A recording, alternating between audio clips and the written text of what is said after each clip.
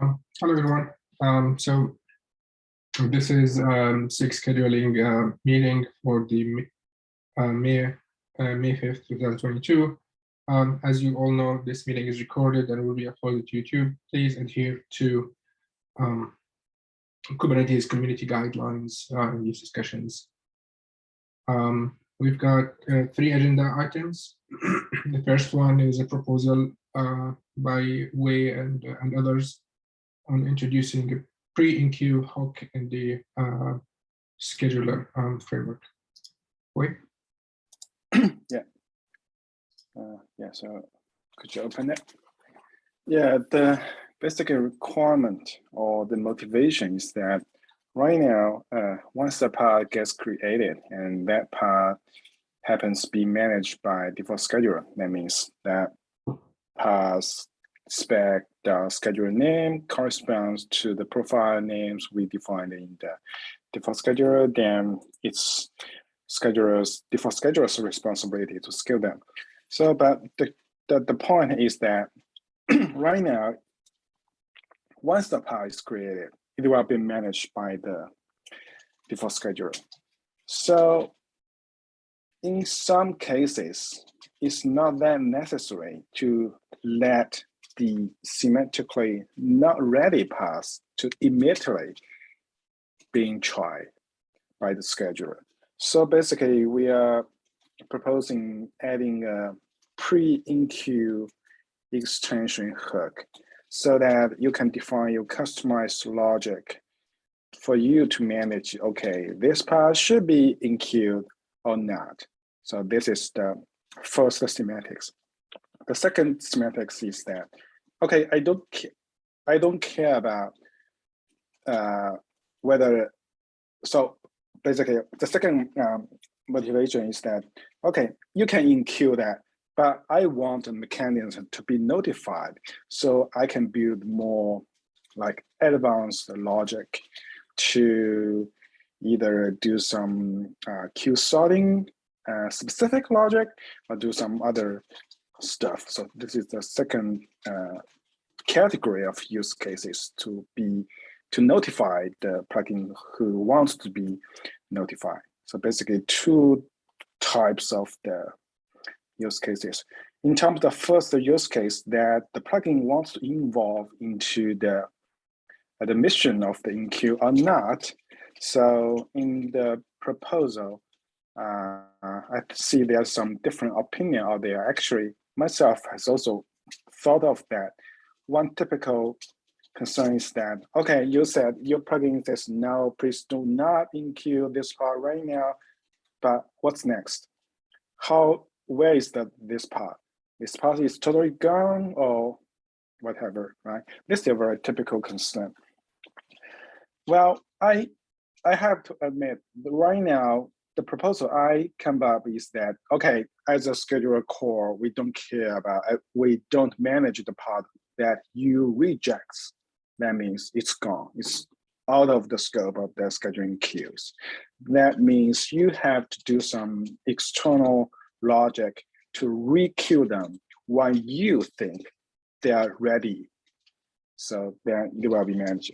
But one typical question is that, okay, what if the users forgot, or what if the users don't want to because they may don't have the knowledge to build this kind of mechanisms.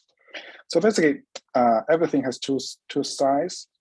In terms of the current solution that we don't listing as is a goal for the scheduling core is that, okay, we can make the scheduling core concise and maintainable so that it basically won't impact the behavior of the default scheduler, because the in-tree plugin doesn't necessarily need these extensions. But the con is, but if we list it as a goal, that means we have to do some extra work. Like we have to design additional data structure to park this kind of path that gets rejected, because we don't want it to be mixed with some default backoff queue, unscheduled queue out there, because those paths, the paths out there will be requeued unconditionally by some timer, backoff timer settings, etc.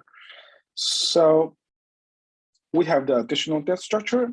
And the second thing is we have to design the trigger condition to the requeue behavior.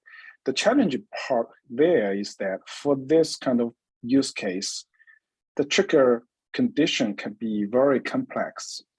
We may not be able to simply abstract this as a simple, like an event, a no event, a par event.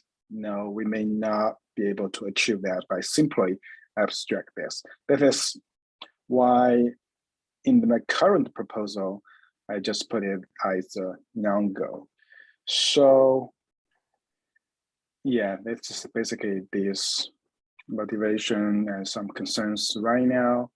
But I'm open on this, like moving the non-go as a go, just if we have a concise semantics to map the trigger condition to the requeue behavior. Right, like I think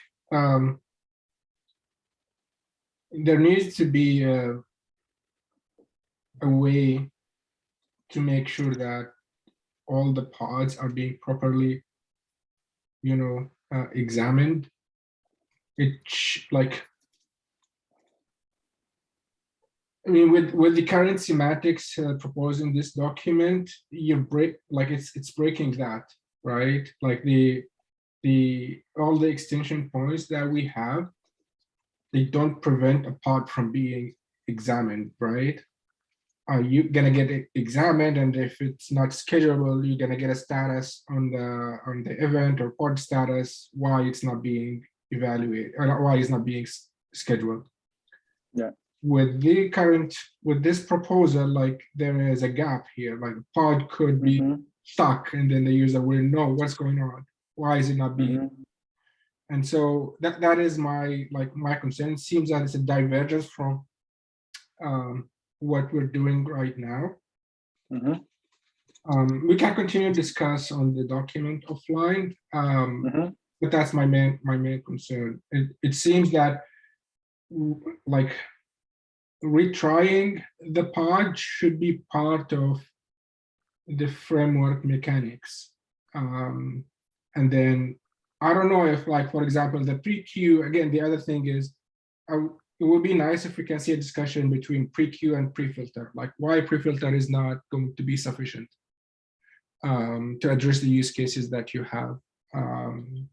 Maybe there are like, legitimate cases, but it would be nice if we can have them in the document, because it does seem kind of similar. Okay, I know that you have pre-queue right before, like, even put it in the queue, but the queue itself should be an implementation detail, right? Like it's not something that, and yeah, plugin developers should be concerned about too much. Yeah, I mean, that is, it's just trying to wrap my head around what the proposal is trying to achieve, and whether there are better ways of doing it. Yeah, another angle to look at this proposal is that in current schedulers implementation, we exclude some paths out of scope when scheduling, right? The path includes succeeded path, failed path, as well as those paths are not using the default schedulers profiles. So you can sort of think this as a way to include another category of paths to not be included in the scheduling cycle. Well, those are permanently not included. In this case, in your case, it's not, right? Like you want to reconsider them at a future. So that's a huge difference. Yeah, so basically, I want, right now, I want an external controller to control the criteria when the controller thinks the path is ready to be retried, to be requeued. Right, and the question here, why isn't pre-filter good enough for that? Like, why do we not want to try the pod at all, at least once, for example? You could have a pre-filter that does this. Yeah. As I mentioned in one of the comments, pre-filter functionally can achieve the goal. Actually, can achieve the goal. It's just that the performance. So once a pre-filter gets involved, that means it's a scheduling cycle, and scheduling cycle will involve some overhead, like to you have the snapshot in the very beginning, and you have to run the pre-filter plugins which are defined in front of you, right? No matter they are. So yeah, so those are unnecessary logic out there before it hits your pre-filter. But and also, was there an actual evaluation that suggests that this is a significant overhead? At least, I don't have a number right now, but in some of our internal cluster, especially a large cluster, and it's a multi-tenant environment, any tenant can submit pass, and the pass just like a flood flushing to the scheduler, and some of them actually doesn't get a chance to be scheduled. I mean, doesn't have the chance to be scheduled successfully, so they are wasting the resource overhead out there and unnecessarily increase the length of the scheduling queues. That's the pain point. Okay, that is why we don't want to use pre-filter, because pre-filter works, but it's just a performance. Right, like basically what this one use case that you just discussed here is throttling. Yeah, throttling, yes. Is that what you had in mind? Yes, yeah. Okay, yeah, if you can add that as well there, maybe we can also continue discussion offline on the document. Okay. Any other questions from the community? Sorry, it took a while to open it up.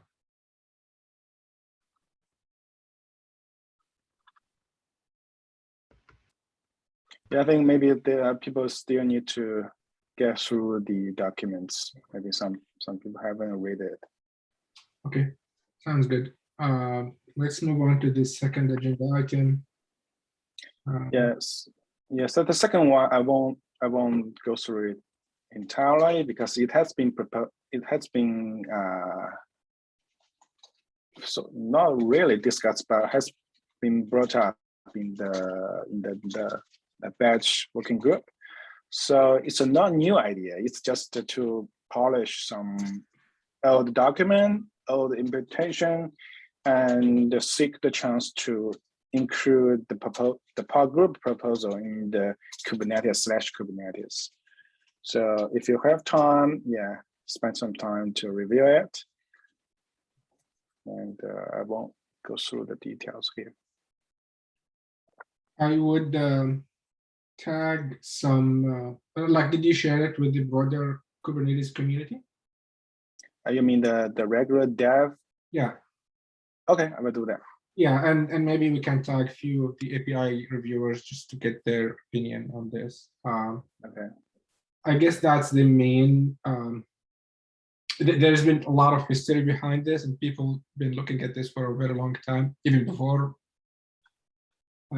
like, you know, us joining the community, and so we'll see what they have to say. Yeah, that's fair. Yeah. And it would be good if there has, like, I'm pretty sure there were discussions before about this. So if you can find those links, you can add them to this document. Like probably Klaus had some old documents related to. Yeah, there is even a cap out there. Yeah, yeah. If you can have those references, maybe the community can get a better idea of what was proposed in the past, why was there any, like, the pushback, and so forth.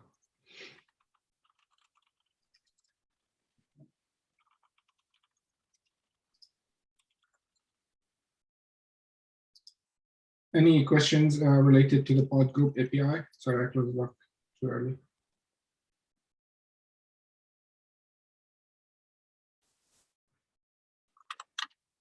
All right. And last but not least, we've got this scheduler framework. Jan, do you want to? Yeah, sure. Thanks a lot. So this is mainly just an announcement that we have started designing the scheduling framework. Like for the last year, we have been discussing from like with some breaks that we need some kind of framework because there's been a lot of requests for new strategies and improving or changing behavior of already existing. And the one of the bottleneck of accepting new strategies was that there is not enough reviewers, and some of those changes or strategies are quite exotic or rare. So one of the motivation to propose a framework was to shift the maintenance effort and cost to developers, and instead of focusing on a viewing of every PR, to focus more on the mechanics of descheduling. So, for example, adding ability to deschedule pods based on events and so on. So based on the comments and ideas, I've just composed a design proposal. This is the first time that it's announced publicly. On Monday, I also shared the link to the proposal on the Kubernetes SIG scheduling mailing list. So just some details about it. I borrowed some ideas from these the scheduling framework. So, for example, there are plugins. We will suggest to use a registry and so on, so you can find like the same approaches like in the case of scheduling framework. But there are differences. For example, that in the case of this scheduler, in each cycle, only one pod is taken into account. So there's some sort of evaluating the extension points. But in case of the descheduler, we are basically all the strategies are going through every pod. So the approach is a bit different, which then corresponds the way the plugins and the extension points of plugins are executed. So if you then read more, there are some details. So feel free to like ask anything, drop any comments, and yeah. So that's more or less that I wanted to share. So like probably for the next few weeks, I will just leave the document there, so we can get more input from the community, and hopefully this will be the way to go. Also, like this is a first iteration, so it's not something that is already set in stone. So if you have like any suggestions, just let us know, and we will incorporate those into the plugin. Also, at this point, the descheduler configuration is of V1 Alpha 1 version, and with the framework, there will be changes in the configuration, which in some cases will not be backward compatible. So we will definitely go to V1 Alpha 2. So basically, yeah. So also for anyone who has a new strategy, just take a look, and in case there is something missing, just let us know, and so we can improve it and make sure that we don't miss anything. So yeah, thanks a lot for listening. Do you have a sense of how popular the scheduler is in the community? I'm just asking, like, are there any stats on? Yes. Yes. So I yes, have some. thanks. Sorry, I have some of the like GitHub traffic stats. So those give kind of an insight, and then just from our like PR and issue velocity, that gives us a little bit of information. But I'm sorry, Jan, what were you going to say? Yeah, I was just about to say the same, that based on the amount of issues and APRs opened, we have some estimation of what is used. Do we know like what kind of environments is being deployed in, at what scale? Like any sense of, yeah, where is it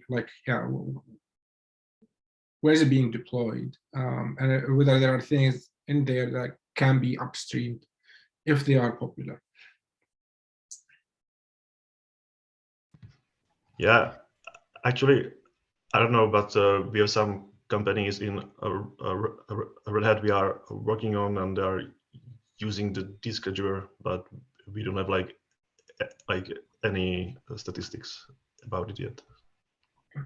And the other question I had, are you, like, I haven't read the doc because I don't think you shared it yet. But is it still going to be like a cron job, or are you changing it to be like more of a controller reconciler type? So it already can run as a controller. Okay. We added that a couple versions back. So the option is there, but I think the idea is for the framework itself, it will generally be used as that controller deployment. That's more long running, but I don't think that it'll be strictly bound to either. The idea is more just to provide,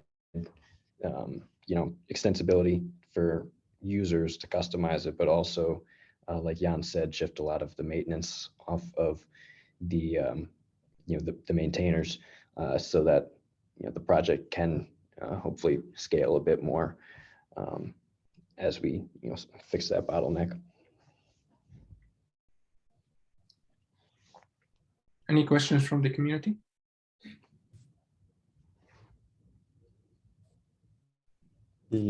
I have a question. Do we have some cooldowns between the descaling cycles? For example, if we do the descale, actually in our company, we have a customized descaler, and what we encountered before is the scaler have some bug, and he issued the descaling and is quite frequently and cause some issue in our production environment. So we like to know, we will have some threshold here or some cooldown configurations to control the frequency.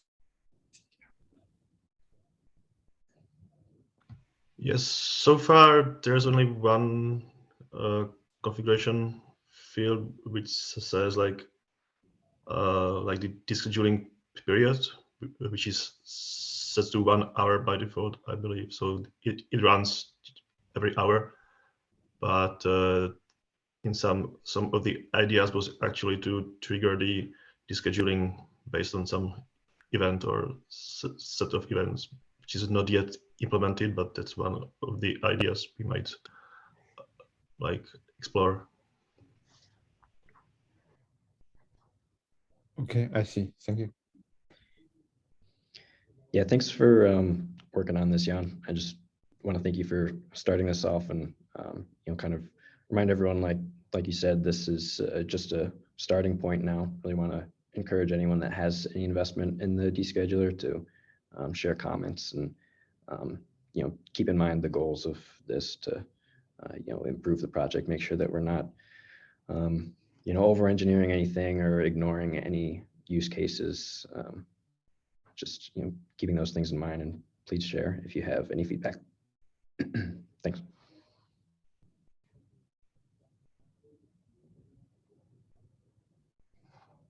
So in terms of the running of one scheduling cycle, so are you gonna to intersect the path which is outputted by each profile, then you get a final list? Okay, I don't think it's intersect. It should be unit of each profile's output. Then you get a finalized output of all the paths generated by each profile out there. Is that correct? Yeah, right. So, yeah, sorry. So okay. It's a union, but basically the first always wins, right? So any of those profiles can evict. Yeah, I mean, it looked like on my first read through of it, it sounds like it's linear, right? It's the first profile will evict everything that it finds in that profile, then move on to the next profile, just like right now, how the strategies themselves run in order. So not necessarily building up and then like unioning the results of all of them, but effectively a union, just not, I'm not sure if that's how you were meaning it. Yeah, I'm just meaning that's the same, that each profile works independently. It's just a unit of results instead of the internal logic. Yeah, that's correct. The first profile just runs, it finishes, and then only after then the next profile is run, and eviction is done at any point. So it is not accumulated at the end, but it's done like instantly.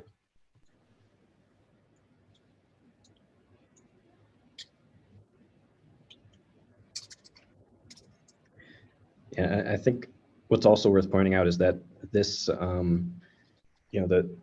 I was saying that the profiles kind of run linearly, but it, as opposed to the like scheduling framework where, these extension points all run in order, we're kind of talking about some extension points that are sort of nested within others. So, like in this diagram, I think that shows it pretty well. There's, pre-sort, sorting, and filtering within the descheduling and within the balancing extension points. So I just kind of want to, point out that while there's a lot of ideas that we're borrowing from this or from the scheduling framework for this, to still kind of evaluate this as its own thing coming into it, so that there's not, too much confusion over things like that, and try to see the different, structure and use case that we're trying to build with this. Whereas like some of the concepts can translate over from scheduling framework, but it's not a carbon copy. Okay, I see. Thank you. Yeah. Yep. Yeah.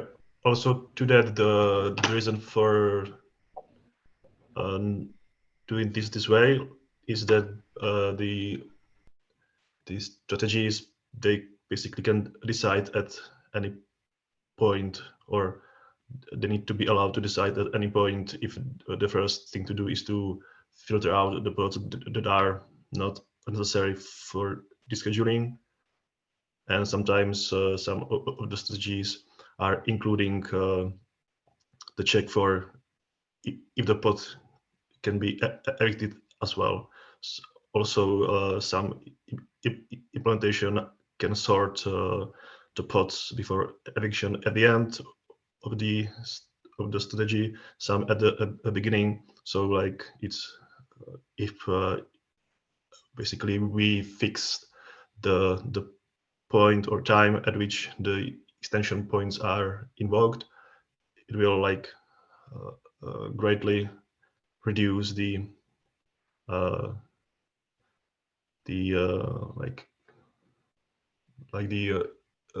eviction power or eviction decision making that can be done. So in order to maintain the same expressiveness, we need to allow to call like any of those extension points and anytime. So that's why it's a bit like not intuitive, but eventually if you just dig deeper into the code, you will understand them. But yeah, like at the first sight, it's quite not easy to follow.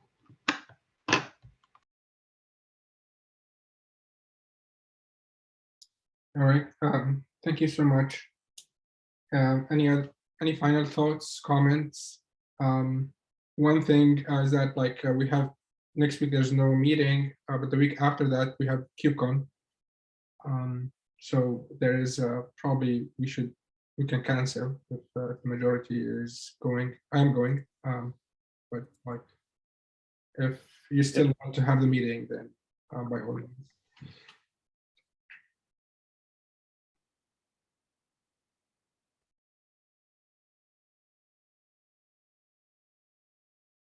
All right. Thank you all. Yeah, thank you.